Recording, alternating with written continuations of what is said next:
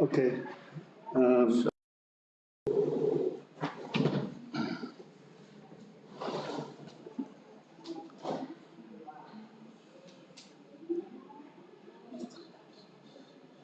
Okay, you can start. ¿Empiezo ahora? Sí. Buenos días. Gracias por estar.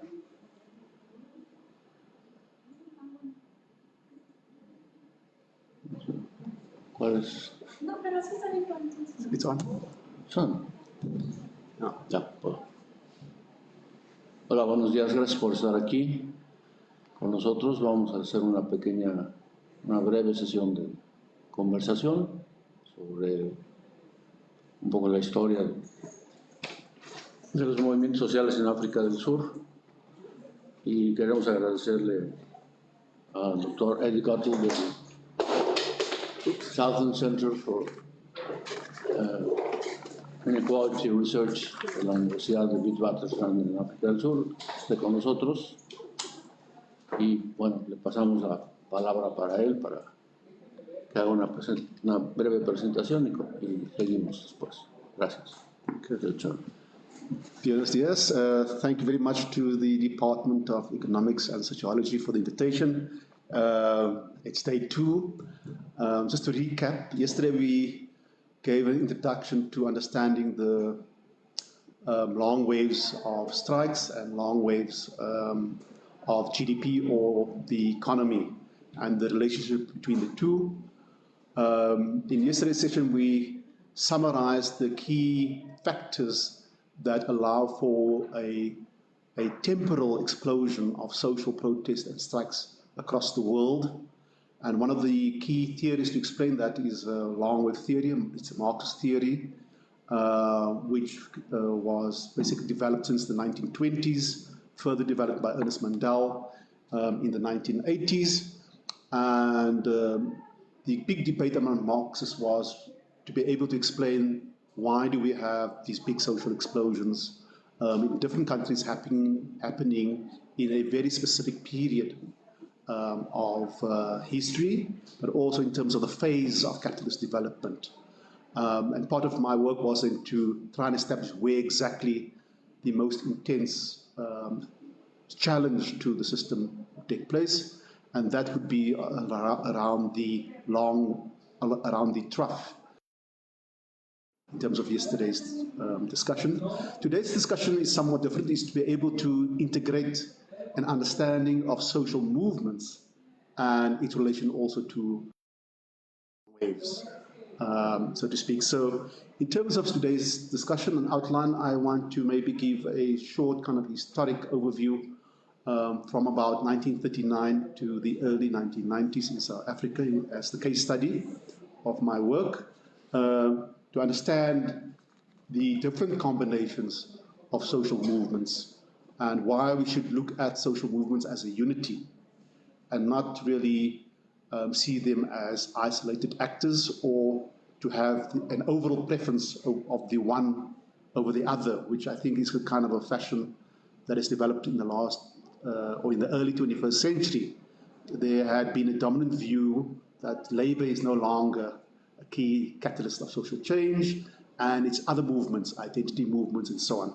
But there is, I think for me in particular, that is a short-term lens of how to view, and not understanding the kind of oscillations, which is the historical movements of different actors in society that come to the fore during different periods of resistance.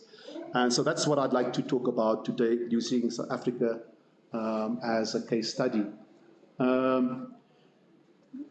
So let me just get back to my notes. Right. So I'm going to start around 1939, which is basically the period around 1939 to 1945, the period of World War II, when South Africa experienced a rapid growth, economic growth, during its colonial period. And because of South Africa's specific role, because of the kind of resources South Africa had, the gold, the iron and steel, it had massive mining industries. It also had a nascent manufacturing industry. It was also a trade, a world trade point of reference from the east to the west at that stage.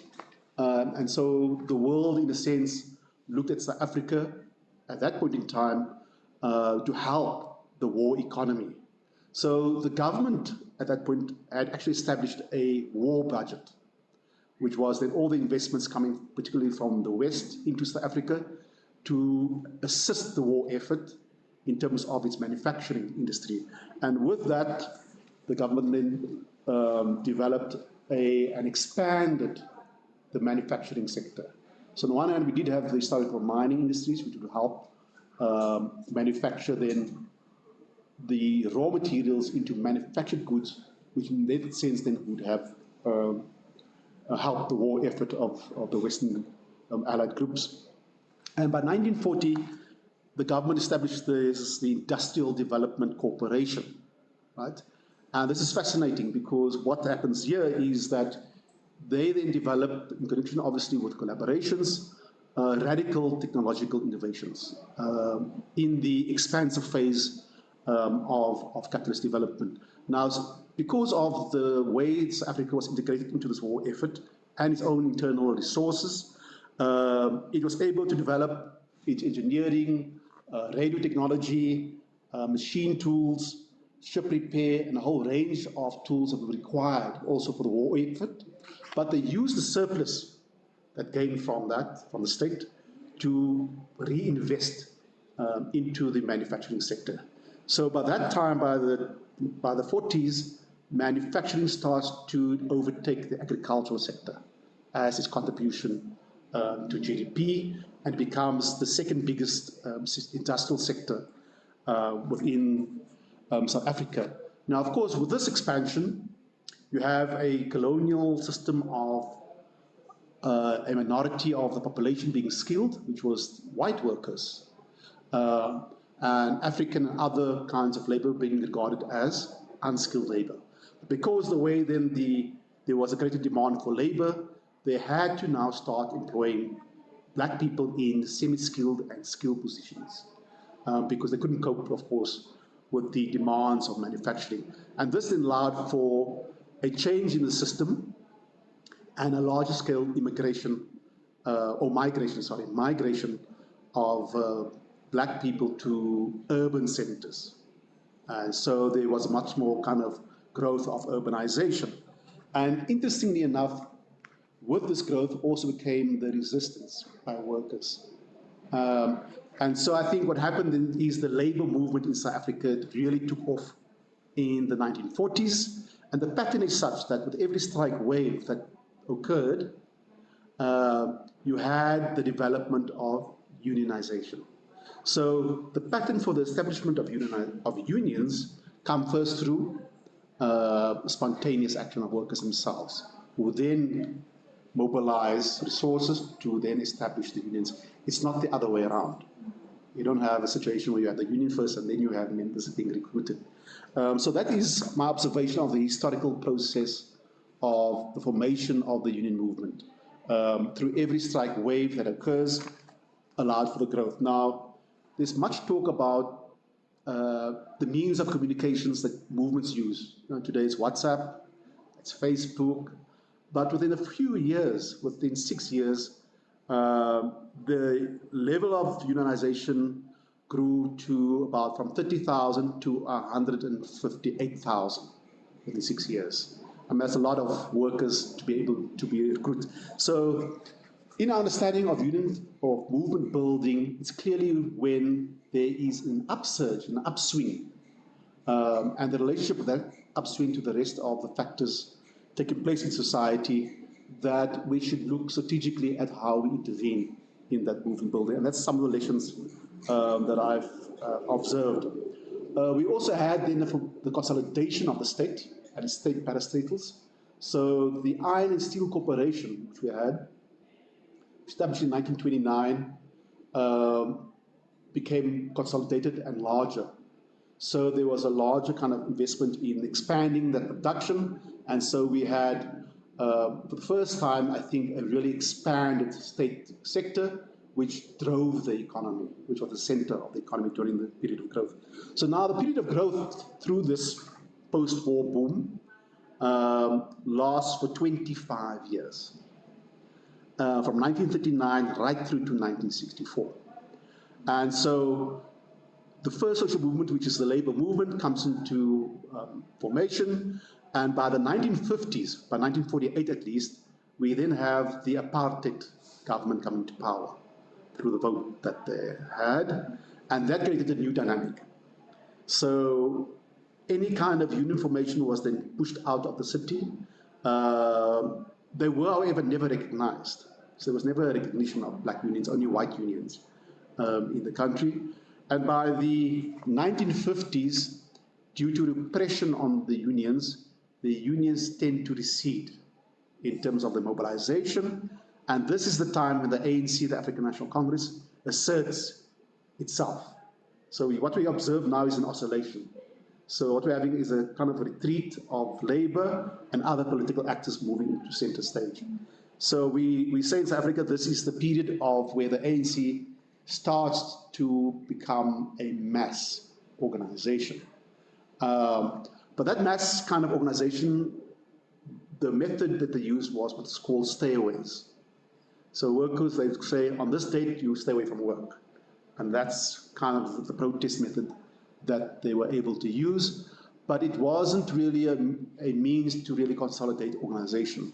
So by 1960, because of the rise of the political movement, we then have the banning of the political parties, the Communist Party, the ANC, any kind of opposition is banned. The trade unions are banned officially by 1960. There's a massacre that happens, it's called the Sharpeville Massacre. But despite those kinds of repressions, it is what they call the period of the Great Boom, from around about 1961 to 1964. And as we can see here, 1964 is the peak of that, of the long wave of expansion. So what happens then in the 60s is, because you have then the generalized cost cutting, you have the receding of the social mobilization, and the workers' movement starts to climb back after a years of lull, and they swing back into motion, and you have the elements of resistance again coming back at the point of reduction. So it's interesting to observe how movements oscillate, that we shouldn't have a wishful thinking that the movement just rises and rises and rises. It has periods of what I call exhaustion, which is not only financial, it's also mental and physical, to be able to endure long periods of sustaining struggles. And that, of course, is the key challenge for movements, is how do you, over the long term, sustain your movement. So what we had really was the modernization of the South African economy. White people generally lived, their lifestyles was much higher than any European country in terms of, we called it a socialism for white people. They had the grandest welfare state, and everybody else was basically marginalized from that social system. But the contradiction was that the more and more the economy grew, the more and more the capitalist and the state was dependent upon black labor. And because of the shortage of labor, it had to expand the skill set. So workers gained the structural power, they had to be urbanized, they did semi-skilled and skilled work, although their market value was not the same due to political conditions as white workers. So generally, a skilled black worker would probably earn half or less than, or 1/5 or 1/20th of a white worker, depending on what industry that you are in. And that, of course, would allowed for an average profit of 24% in the private sector. That's generally the kind of profit that was made, and the annual growth rate was 8.3% until about 1964. So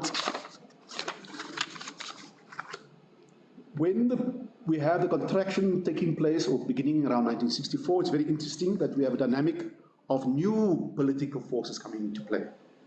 So when the ANC, the Communist Party, goes under banning, we then have the emergence of the Black Consciousness movement. I don't know if you heard about Steve Biko. And this movement although it's not rooted in the working class or any specific social movement, because it was a movement of consciousness, in a sense, it was very powerful. In fact, when I grew up, we all identified as black. And people, all black people were people who considered were the oppressed. So it wasn't a racial category, it was a political category. It was established. And it's still an identity that many people who come from that period will still identify as black. So I still identify as black than another identity. So it's a very powerful movement that comes into being, but its limitation was that it saw itself organizing later in the sphere of reproduction, not necessarily at the point of production, because its mode of political thinking was that it would influence the way workers and every other sector would more or less autonomously organize itself. And that then opened a window by 1973, when we had the Durban strikes, for what was called then the workerists in the trade unions, who became the dominant tendency within the trade unions. In the early 70s, they were, in fact, a lot of the leaders were also white intellectuals who came from the universities, who started the unions. And in some ways, it was easier if a white person led a union, because until then, trade unions were banned. Until 1969, through the Durban strikes, we were able to win the legalization of trade unions in 1979. And so, through the waves of resistance from at least 1971, 72 to 74, there's a lull. It moves again from 1975. And so what we have is not a kind of linear kind of process of just incremental increases in strikes. It still has an ebb and a flow.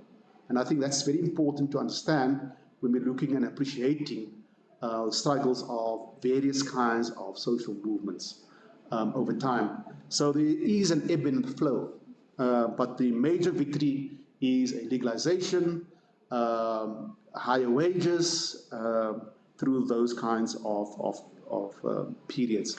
So that process happens on the one hand in terms of the labor movement expanding and growing, and that gives a lot of confidence to the rest of society to say, well, look what has been achieved. And by 1976, we have our first student uprising in South African history.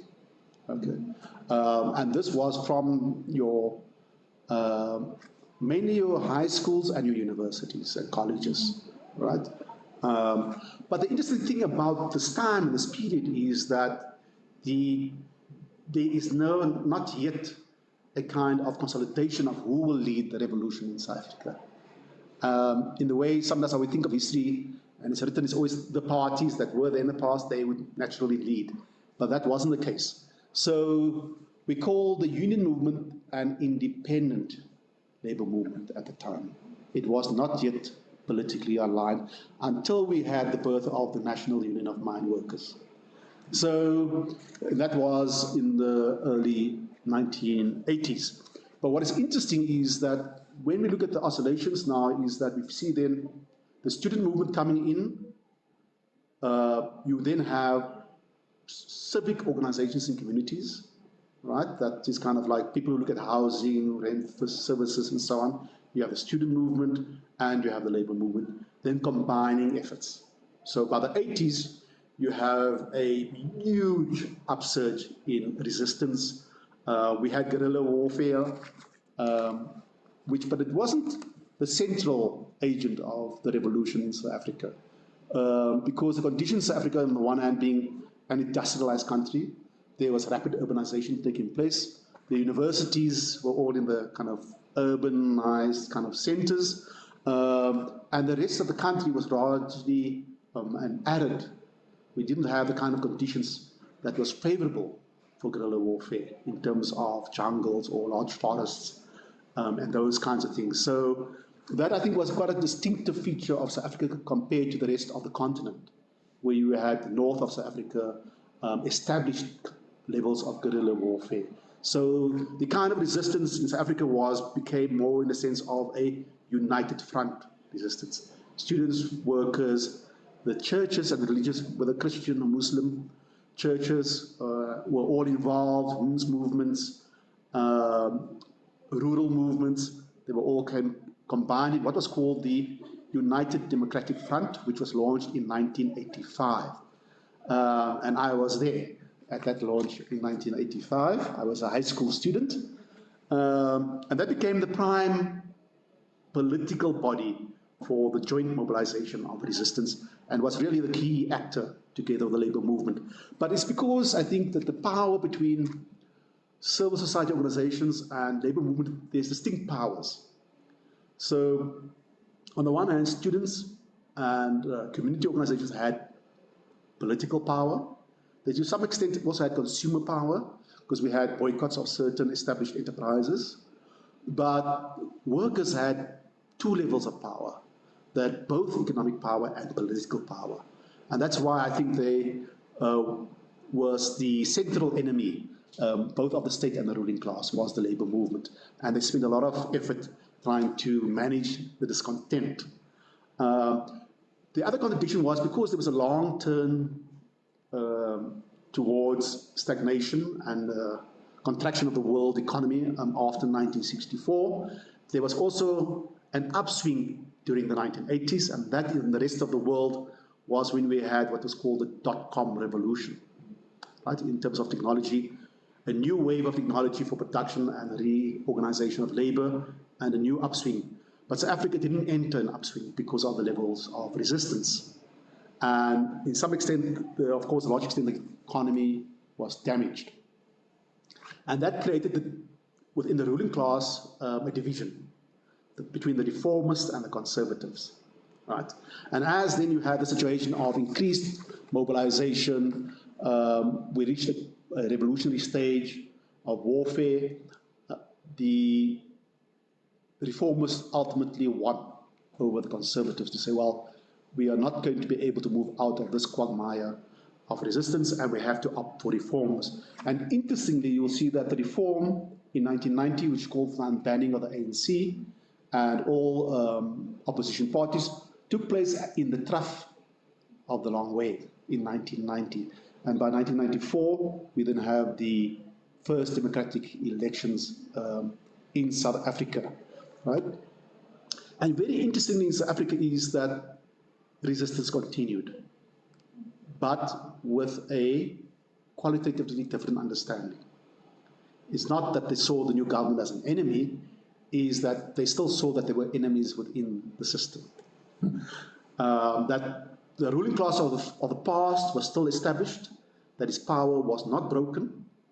And so what you had was, as you can see over here, the blue line, right up until 1998, we have the highest number of strikes in South African history in the new democracy taking place.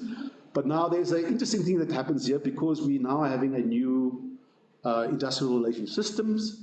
We also have an HIV pandemic, which the government is ignoring or refuses to recognize.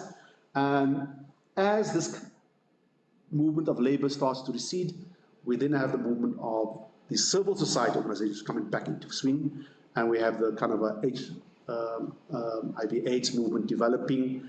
And we then also have, because of the land reform, and we had a system which was called, maybe you can help me, Carlos, in the agrarian reform, willing buyer, willing seller model. So the entire redistribution was dependent upon property rights. So white farmer first had to agree, yes, no, we will sell, but we'll only sell to the state if it's a market price. So there was a very heavy penalty for the new government to incur, which was then to buy and not nationalize land, to buy. And so you then had the emergence then of a landless people's movement, because neoliberalism and changes to the labor process on land meant that you had about 2 million farm workers expelled from the land. And then the consolidation took place by the white farmers and agribusiness to rearrange the labor process and to have the farm workers as casualized out workers with the maintenance of a core amount of workers. But the contradictions of the system happens again. By 2005, we have a contraction of the economy. I think compared to the previous long wave of expansion. We only had 17 years of growth, positive growth, at much lower rate, I think around about 3%, compared to the 8.5% during the time of the apartheid and colonial period. And that's, for me, is a very interesting dynamic of whether the waves are now contracting, shorter than prior periods of accumulation. And that's still something that I think we should have to look at, and its impact on how struggles then emerge. And so you have the landless people's movement, you have the re-emergence then of the community movements. So we now also have riots, community riots and protests about service delivery and so on those things. As the ANC, well, the thing about the ANC is that, on the one hand, as I've shown you, is that when we had unbanning, there was an agreement between the top leaders that the existing organizations will collapse in favor of the ANC, and that was a huge mistake that happened because the ANC didn't have absolute hegemony at the time of 1990. We had a mix, but the United Democratic Front was the biggest formation, but it was really the labor movement through the National Union of Mine Workers that pushed through the ANC to be the dominant political current, and that's why they became the ruling party in 1990. So, and when the ANC came back into the country, because they were in exile, we were the locals. There was huge tension between what was called in the exiles and the internal leadership about how you're going to govern the country. And that took about 4 years to have that fight. And a big fight also ideologically through the Communist Party in South Africa to kind of establish a more kind of reformist outlook towards the ANC in a much more softer look to understanding how the revolution would occur in South Africa. So there was a severe compromise that was undertaken by the ANC. We were, I think, probably the few countries in the world that adopted a property clause in your constitution. And the only way to challenge any kind of property relations is that you have to deal with that clause within the constitution. But the ANC could not implement privatization in the way that they wanted to. As I could show you now, from 1990s right through about 1998, there was fierce opposition to any kind of privatization by the unions and also by the student movement. And in fact, by, I think, 1996, I was part of the student leadership, and we are summoned by Mandela to a meeting and to say, well, the program that we are following is a destructive program for the kind of reconciliation and the rebuilding of the country.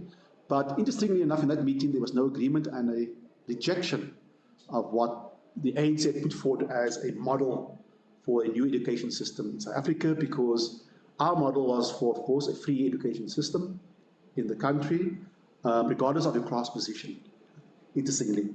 And we felt that that was possible, and we had studied the system for a very long time.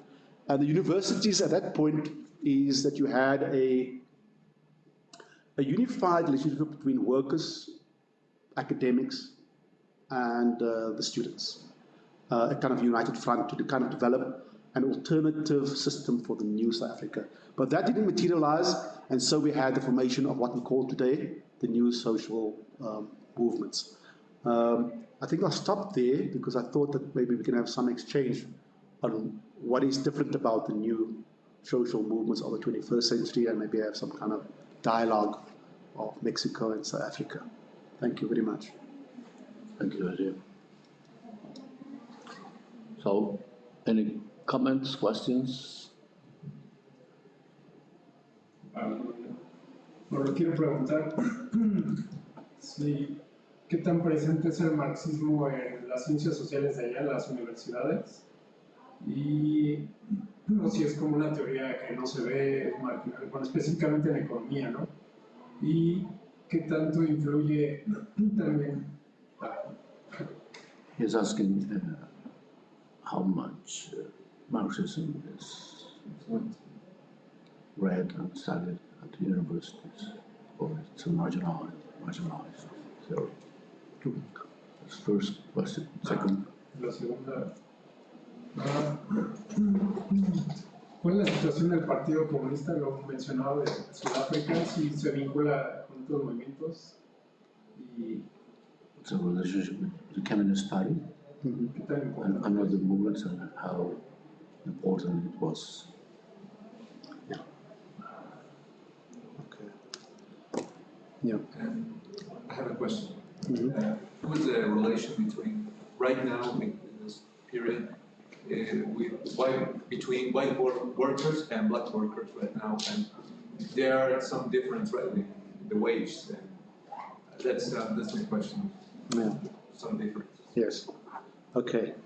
Yes. All right. So thank you. It's very important questions to understanding the movements and how hegemonic movements can actually destroy a lot of what has been gained in the past. So what happens during the transition period is that the ANC is trying to, well, we had what was dominant was the Communist Party notion of a two-stage revolution in South Africa. The first stage being a bourgeois democratic stage, and the second stage being a socialist stage, but nothing really in between. So the primary objective of the ANC coming to power was to establish, for several good reasons, a black middle class on the one hand, and also promoting a black upper class or capitalist class. But the challenge for the ANC is you're coming into power in a different period to the apartheid regime. The apartheid government comes into being in the heyday of social democracy and a long-term growth of capitalism. The ANC comes into a period of global neoliberalism. So the challenges of doing what the prior government did is 10 times more difficult, or 100 times more difficult. You can't use the same measures to build a middle class and upper class, but it attempts to do so. And my view is that it did that to the detriment of the broader social struggle. So even our service delivery program, which the labor movement formulated. So the labor movement was so strong that in the first few years it determined what the economic, social, and welfare program would be, and that was adopted by the state. It was called the Reconstruction and Development Program. And over those 2 years, that program was reformed. So from 1994, we made elections. By 1996, the ANC adopts a neoliberal program, a very hardcore neoliberal program. It is contested by civil society, in particular trade unions, but not by the Communist Party, right? Because the Communist Party is more or less in agreement that you need a black bourgeoisie as the third stage. It makes logical consensus if you agree with that theory. And so there was then an ideological attack on Marxism, in my view, and to many others, that it became then to be reduced to a very minor reform program, and not really an understanding of how we were going to systematically transform this society. And with that came a more private outlook, and that also became infiltrated into the academic. So in my view, there was like a big slide that started to develop over the years, and the marginalization of more radical thought. Although the interesting thing about South Africa is very contradictory, that some things never really slide completely, and in different periods they come back to the fore. So there isn't an absolute victory in terms of the ideological approach, because it is quite interesting to think that there is still broader resistance since, I think, 1971 till now, or not the same quality of resistance. So there hasn't been an idea in South Africa that I think happened in other countries once you had democracy, which was that you can no longer protest against your government, and because you'll be seen as reactionary or counter-revolutionary. No, the idea is you should continue protesting because you have to keep those in power on their toes. So So yes, although Marxism is still in the universities, it is not as big as it used to be. I would say it is basically at the margin. And what has taken over really is more or less social movement identity kind of left-wing notions at the universities that are more dominant now. But it's never really disappeared. In recent years, I think there is a relook, a retake on that. Today, the Communist Party is no longer seen as a key vehicle for any kind of social change. They have not, since the 90s, had a campaign, the late 90s. But although they still have a presence, I think they have about 150,000 members, but it's not an active mobilizing kind of membership. I think it's more kind of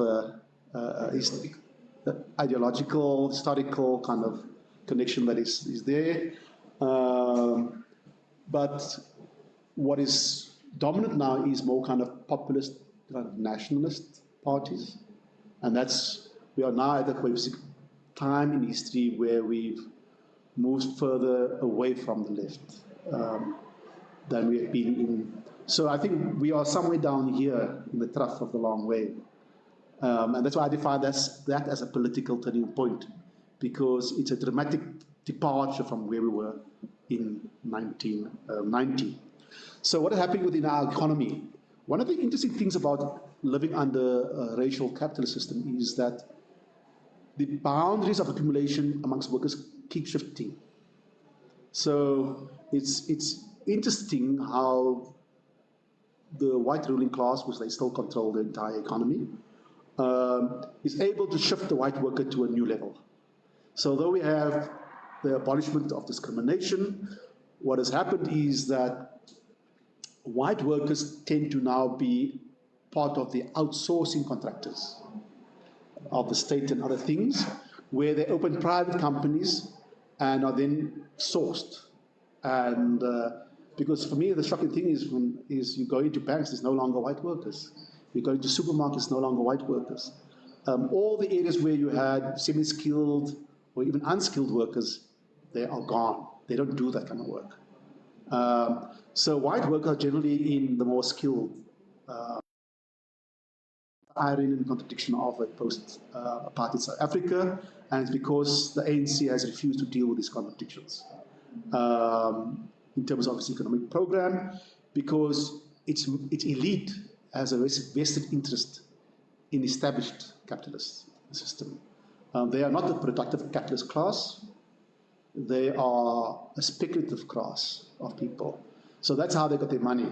They were given handouts to say, well, we'll give you 10 million or 20 million. And you can start off being a speculator in the system, and that was the contribution of the ruling class to the emergence of a black elite. And that just was completely illegal, wasn't illegal within the system. So, yeah, there is still huge disparities between black and white workers. Even where you have spheres of very, very skilled black people, any error that a manager makes is big news. And it runs across the news for months. If it's a white manager, it's in the news and then disappears. So there's a lot of discrimination still about that level. And we believe that there is a system of informal apartheid that's still being pursued. Young people becoming top managers in a year or two. That's what happened under apartheid. You would be a skilled employer, a black person, and you would have to train a new white person who knows nothing about the business. And within a year or two, they become your boss. And a lot of that is still in place in South Africa. ¿Alguna pregunta adicional? ¿Cuál es también la relación de las mujeres o qué rol juegan las mujeres dentro de las huelgas? ¿Qué rol juega la mujer? What has been the role of women inside the strike? And the second question is, about the wage gap, if you have information between men and women.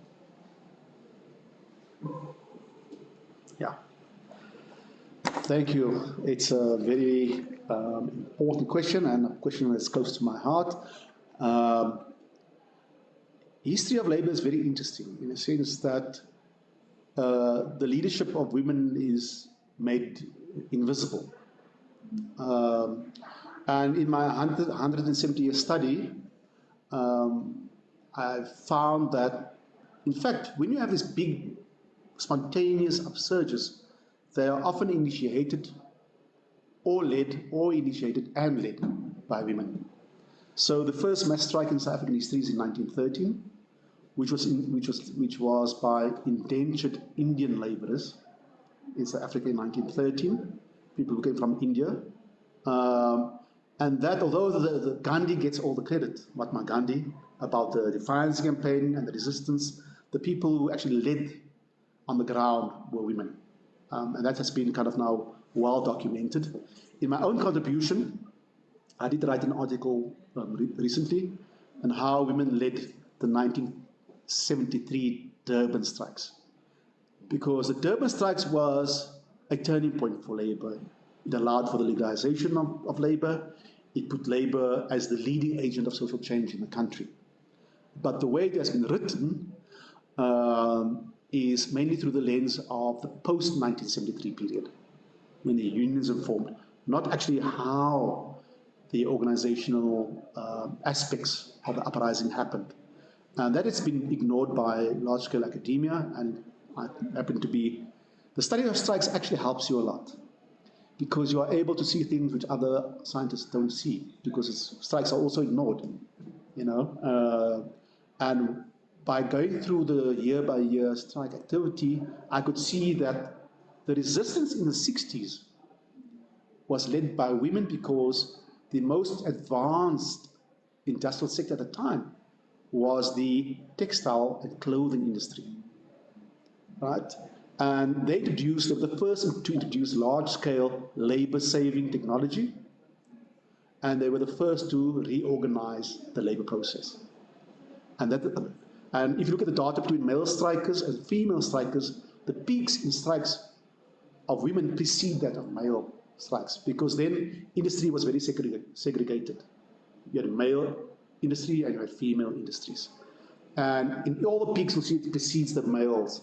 And by 1971, all the historians overlooked this information. By 1971, you have the biggest strike since the 1940s, since the mine workers, 23,000 women in the textile and clothing industry. But in the history books, they talk about the 1972 dock worker strike, the bus worker strike, which are all male-dominated kind of strikes. So, and so most of the strikes in the 70s come from female-dominated industries. Although women are not numerically the largest, men were always 10 to 1, the ratio of strikes. So that's what I observed from the 1970s. So it's really to women that we actually had the revival of the labor movement and the victory of a legal labor movement. Then in 2012, we had what was called the Marikana massacre of mine workers. And a week later, we had the first mass strike in the 21st century, which was an uprising by farm workers in the Cape Province, that's where I come from. It engulfed 24 rural towns, was an uprising. And that was initiated and led initially by seasonal female workers as well. I'm going to trigger to that. So my observation is, when you have this, at least in South Africa, I don't think it's maybe the same everywhere else, but I think more detailed study needs to be made to kind of establish the patterns of resistance. That has happened in all our mass strikes in South African history.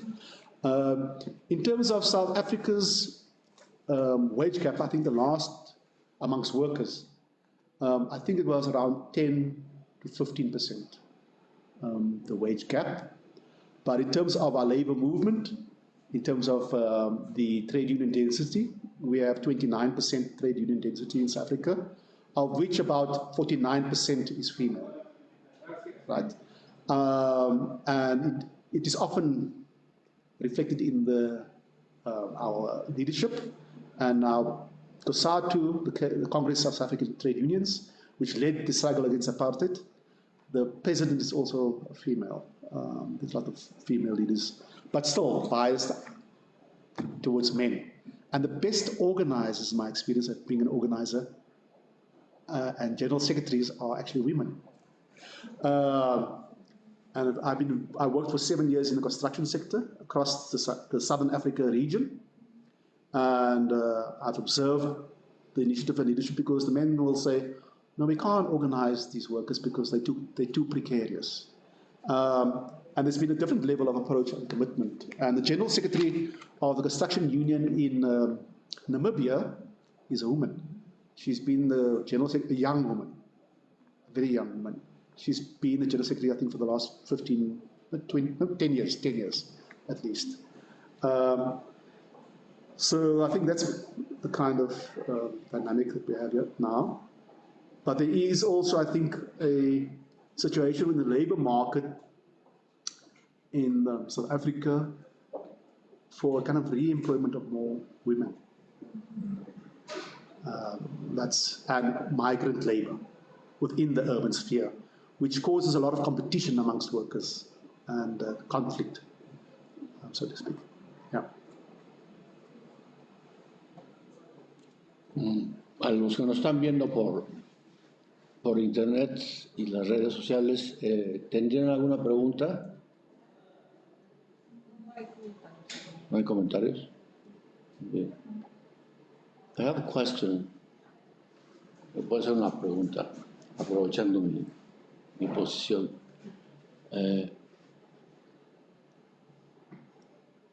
One thing that we can see that is a very sad thing is that the ANC came to power with a lot of hopes of a new society. Then something happened during the mid-90s, and the ANC started turning to the right. And now, what's the position of the ANC inside South African politics? Because the last elections were a tragedy for ANC. So, what's your view on this trajectory, being a revolutionary movement, then start moving to the right, becoming a neoliberal party, and then this crisis and the political crisis right now, because they lost a lot of ground for the first time in many years. What's your position? Yes. Basically, the strategy of the ANC when it came to power was to demobilize the rest of society so that it could establish its program, which it knew that it had to do in order to introduce the program.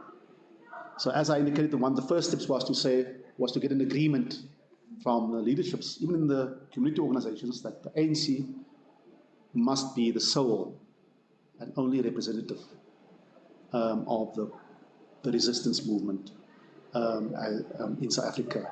And that, of course, is a big lesson, I think, for everyone in all countries, is that we shouldn't have a situation where we have the sole representative, that we should always allow for a plurality of movements, although we can agree to support a particular organization or party at some point.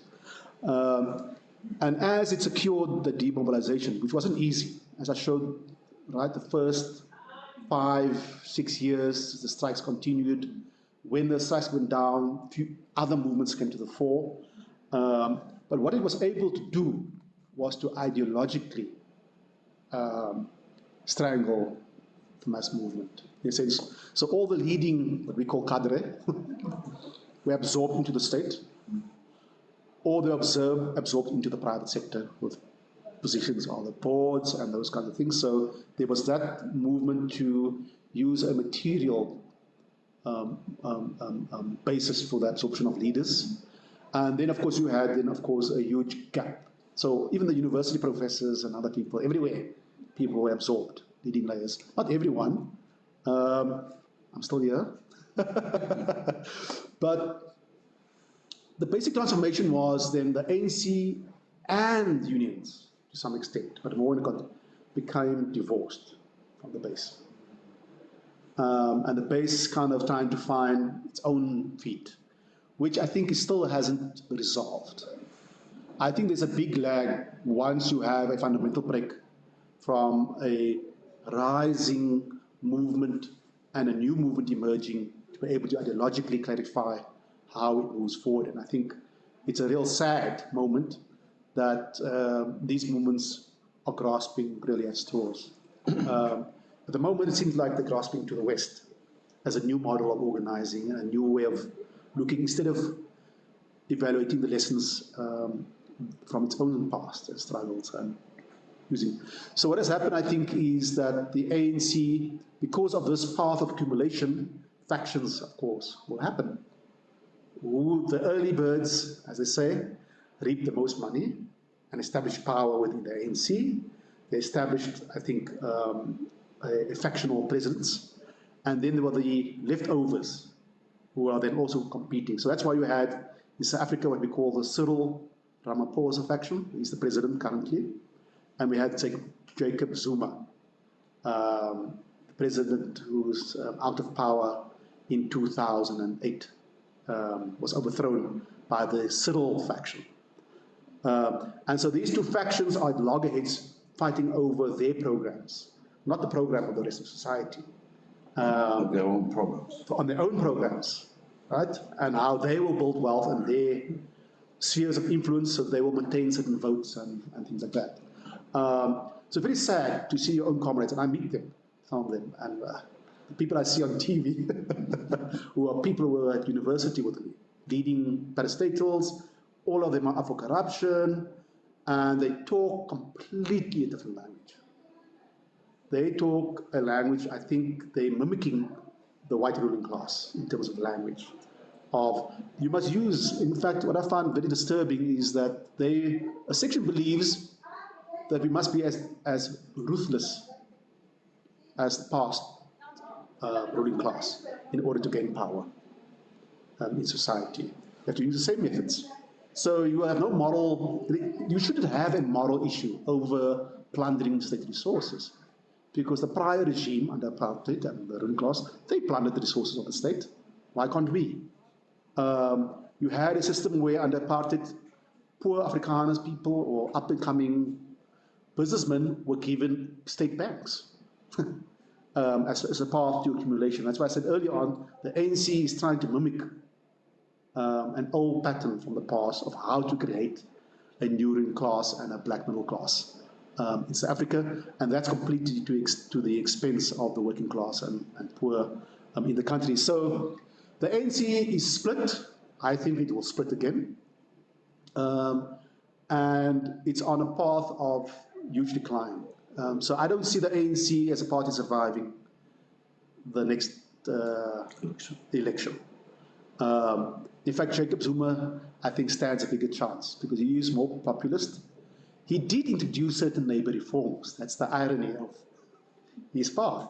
That's why Labour compromised when they shouldn't have with him. He said, no, don't worry. I will give you what do you want? New laws around casuals? You want more rights for casuals? And he gave more rights. He said, yeah. But workers were striking. It's not that it was from his heart. But he also needed the vote of the Labour movement. It still has clout in terms of vote, or had in the past, right? And in fact, it was the Labour movement that put Jacob Zuma in power to overthrow the second president, which was Thabo Mbeki. And now the Labour movement is also split into those factions.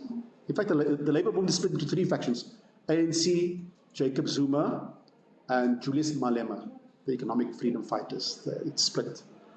So it is most unfortunate because when you look at the turning point from 2005 and all the social movements that came into fore, they were gaining strength.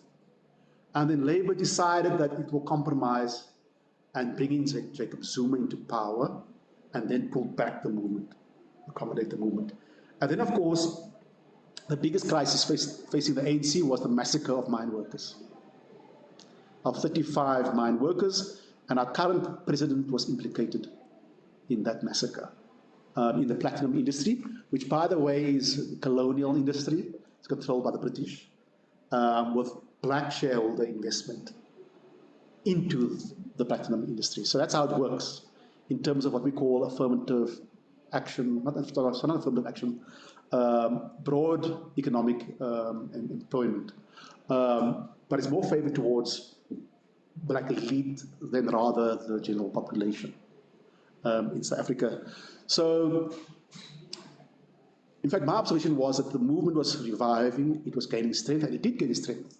From 2005, you had the coming together of casual workers, permanent workers. You had community protests happening. And when the Marikana massacre then happened, the labor movement split.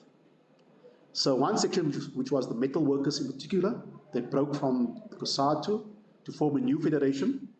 Everybody's hopes was on the new federation. But the problem here was, although there was a political split on the rule of the ANC, it didn't change the pattern of the way bureaucracies ruled the unions. They all still had believed in business investment arms, and they earned incomes what high-earning managers would earn in the private industry. And so it didn't really fundamentally alter the politics as the left had hoped, although the trajectory was there for that to actually occur. So we, at the point where you then had the farm worker strike after the worker strikes, because there's a big wildcat strikes after the massacre, the farm workers, the labor movement would have been in a good position to intervene and capture the entire movement of both urban workers, farm workers, and community kind of organizations to develop some kind of resistance to the neoliberal program. Where we are today is the saddest point, because after 30 years, the ANC has been able to now consolidate the breakdown of the public sector. It's taken a long battle. I was unsure whether it was going to happen in 2018, because the picture was not clear. And Cyril Ramaphosa and the ANC has consolidated the program, which is in synergy with what the white ruling class thinks should happen in South Africa. So that's where we are. So, okay.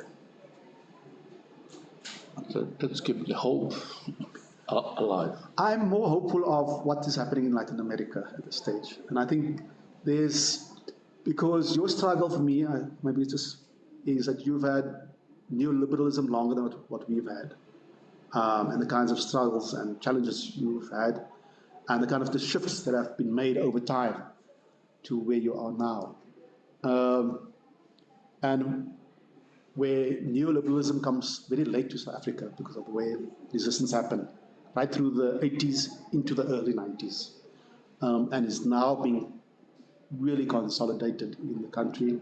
We have to be hopeful of the shifts and changes in different parts of the world.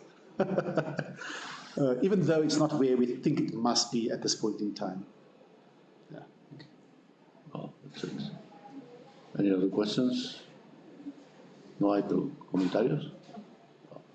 We would like to close this seminar. Thanks a lot, Eddie, for being here. We will see you many, many more times in the future. And thanks a lot. Muchas gracias a todos por su participación. Nos estamos viendo próximamente. Gracias. Hasta luego. Thank you so much for inviting me. I'm so happy that I've come to visit your country. I learned so much about your own resistance and your inequalities. And it's been a real eye-opener to be here. So hopefully we'll see some of you in South Africa in the future program. And so we can have more thorough and concrete exchanges of the lessons of our own experience. Thank you very much. Thanks a lot. Yeah. Okay.